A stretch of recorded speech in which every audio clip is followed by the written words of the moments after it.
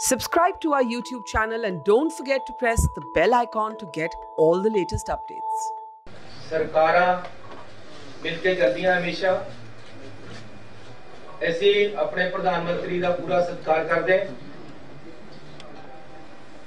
Democratic system है, federal system है, चुनी हुई सरकारां है।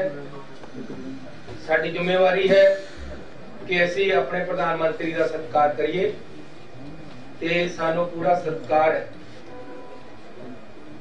मैं आप उन्होंने रिसीव करन ते उन्हां दे नाल रहना सी। पहला तो प्रोग्राम बनया सी कि मैं उन्होंने बठिंडे रिसीव करना है। उस तो बाद हैलीकॉप्टर दे विच मैं उन्हां दे नाल जाना सी। फिरोजपुर जाके उन्हां दे नाल एक मीटिंग भी अटेंड करनी सी। उस तो बाद उन्होंने एक पोलिटिकल रैली करनी सी, उत्थे साडा जाण दा प्रोग्राम नहीं सी। ये बाद दे विच बनी है पोलिटिकल रैली दी प्रोग्राम, लेकिन उन्हां दा पार्टी दा प्रोग्राम सी। लेकिन कल हर किसी नूं जिन्हें भी प्राइम मिनिस्टर साहब नूं दे नेड़े जाना है उन्हां नूं अपना कोरोना टेस्ट कराना पैंदा है।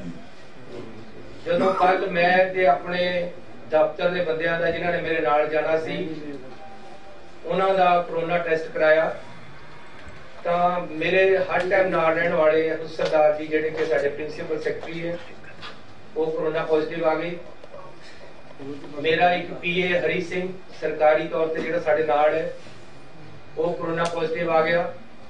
ਇਸ ਕਰਕੇ मैं अपनी जिम्मेवारी समझी कि मैनू इस हालत दे विच जाना चाहिए कि नहीं जाना चाहिए, क्योंकि वो मेरे इन टच है।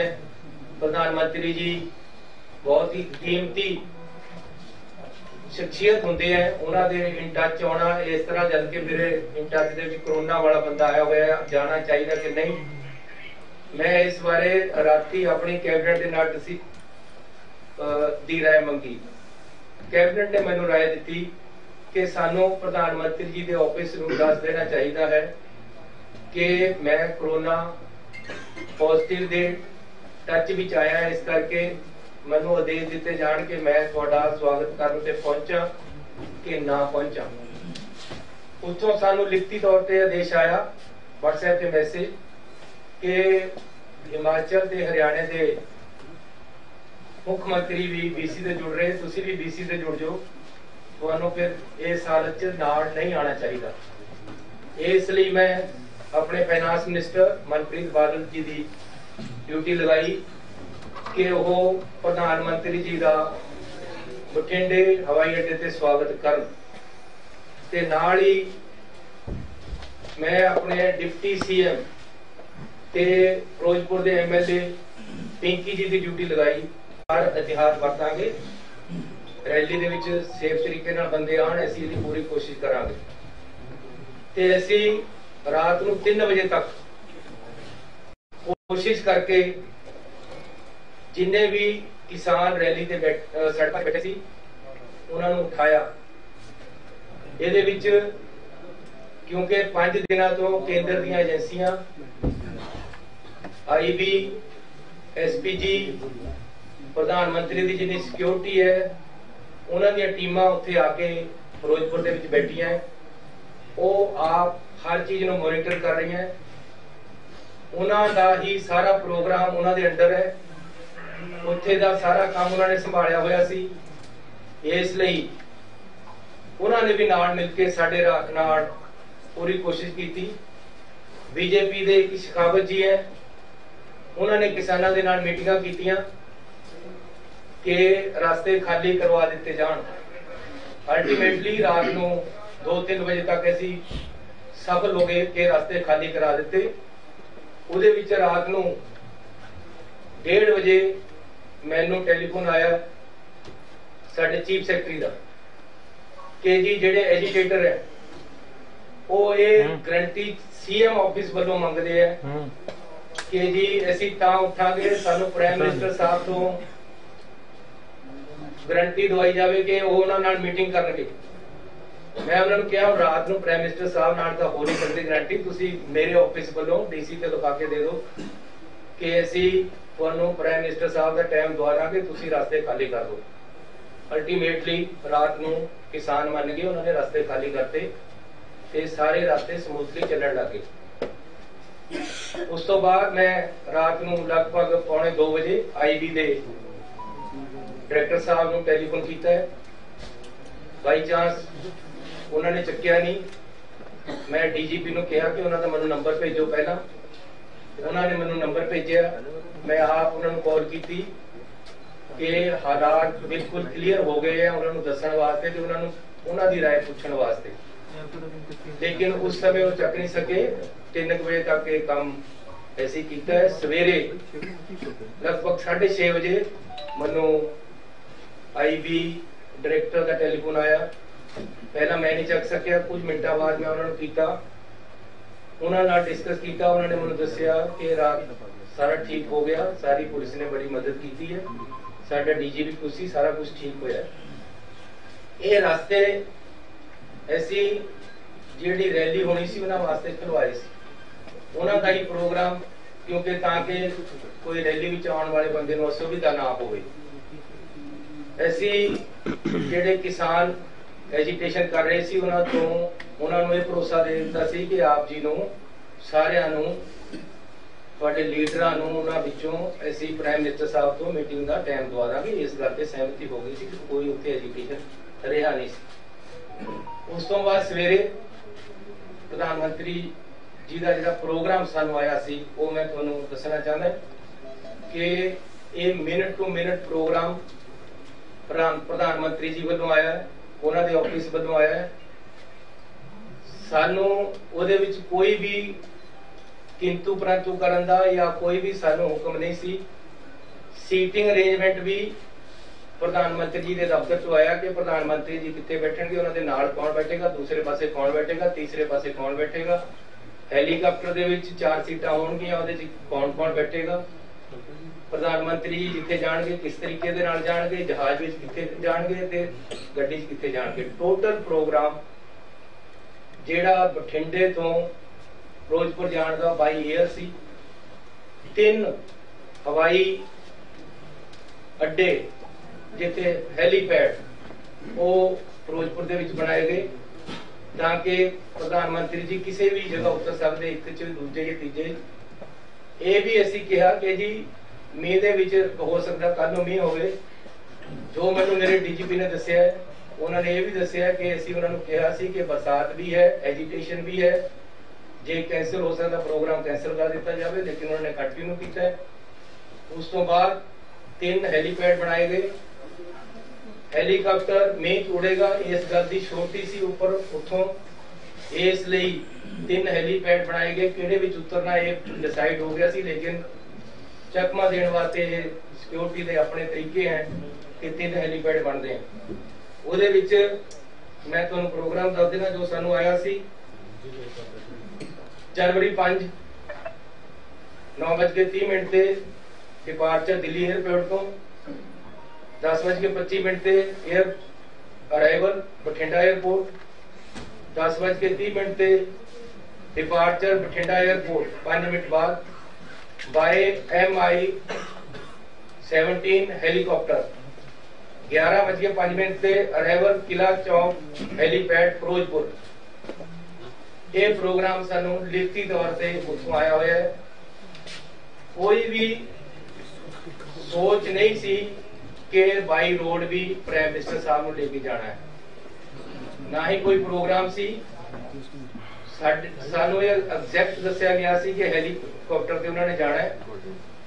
ये मौके दे मौके उन्हां दी एजेंसियां वालों अफसरां वालों मिल के मौके दे मौके सड़क दे राही ले जाया गया।